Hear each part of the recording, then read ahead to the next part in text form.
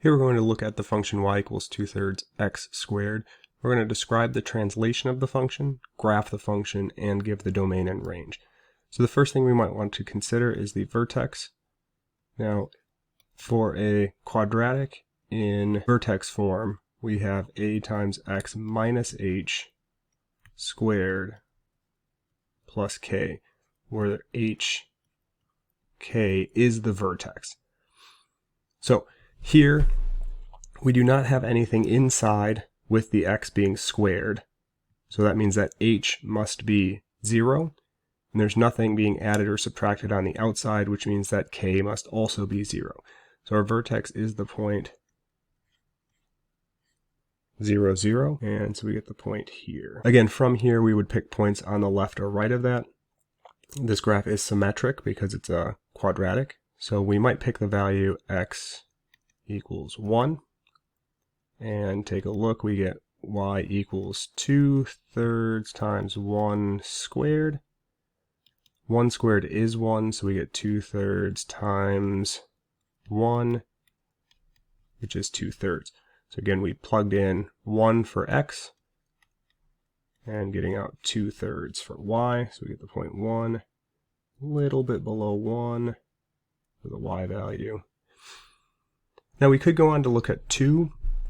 However, here you might take some time and think, well, if I'm multiplying 2/3 by this x squared, it would be nice if x squared was a multiple of 3, so it and the denominator would cancel, and you might recognize that if you do 3 squared, you'll get 9, and that will give you a good value to use with that. We're going to use x equals 3, y equals 2/3 times 3 squared. 2/3 times 9. You could use a calculator here, otherwise think about it as being 9 divided by 3, or a third of 9, which is 3, times the numerator, which is 2. So 2 times 3, we get 6. We have the point 3/6. So over 3, 1, 2, 3, 4, 5, up 6. And since it's symmetric, if we go 3 to the left, we'll get back to the line of symmetry, and then 3 more to the left.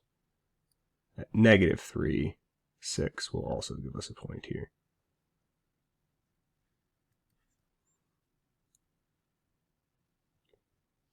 And graphing our function, we get something that looks like this. So next it says to describe the translation. This one should be a dilation. So if this were the actual function, right, we would have graphed 2, 4. This is a little bit wider than the parent function. And then the domain and range. The domain is all real numbers. No values of x that we can't put in. The range is just the y values that we can get out. Notice that the lowest y value we can get is at the vertex 0, 0. All other y values are greater than that, so we get y is greater than or equal to 0 for our range.